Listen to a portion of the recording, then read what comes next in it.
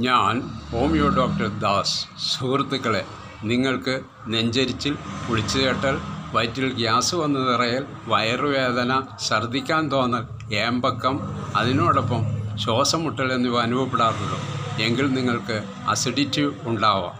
ചെറുനാരങ്ങ, orange, pineapple, മുന്തിരി, ചായ, കാപ്പി, സോഡ, കോള പോലെയുള്ള പാനീയങ്ങൾ, അധികം എരിവുള്ള ഭക്ഷണങ്ങൾ, അധികം കൊഴുപ്പുള്ള ഭക്ഷണങ്ങൾ എന്നിവ അസിഡിറ്റി ഉള്ളവർ ഒഴിവാക്കുന്നതാണ് നല്ലത്.